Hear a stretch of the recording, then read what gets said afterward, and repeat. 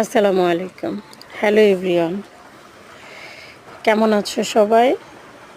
দোয়া করি আল্লাহ তাআলা তোমাদের সবাইকে ভালো রাখুক, সবার মনের নেক আশাগুলো পূর্ণ করে দেখ।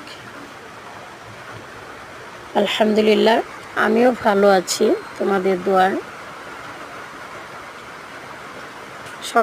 বিকালের জন্য একটা নাস্তার আয়োজন করলাম, সন্ধ্যায় চায়ের সঙ্গে খাওয়ার জন্য।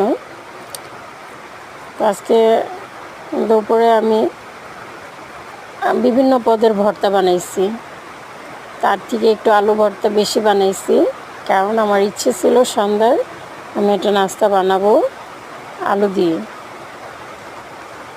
তো এই তো যে কথা সেই কাজ।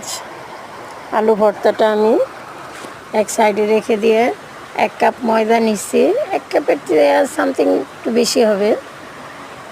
সেটাকে আমি নর্মাল পানি দিয়ে অল্প একটু লবণ দিয়ে একটু তেল দিয়ে ভালো করে মাইখা রাইখা দিছিলাম 15 মিনিটের জন্য।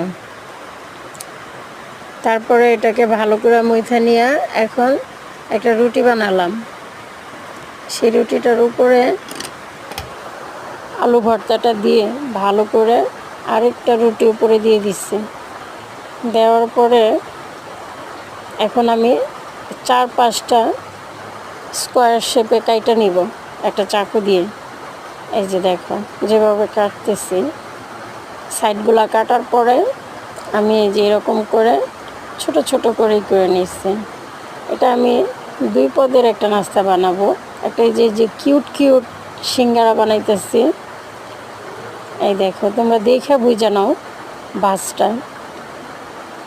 প্রথম মাথাটা এই মাথাটার সঙ্গে এই যে লাগিয়ে দিয়ে, পানি টানি লাগবে না, এমনি দিলেই হবে। পরের মাথা দুইটা এইভাবে দিয়ে দিব।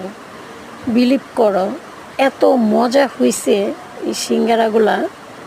কত ছোট্ট কিউট সিঙ্গারাগুলা দেখো, খেতে দুর্দান্ত লাগে আর এত মচমচা হয়েছে।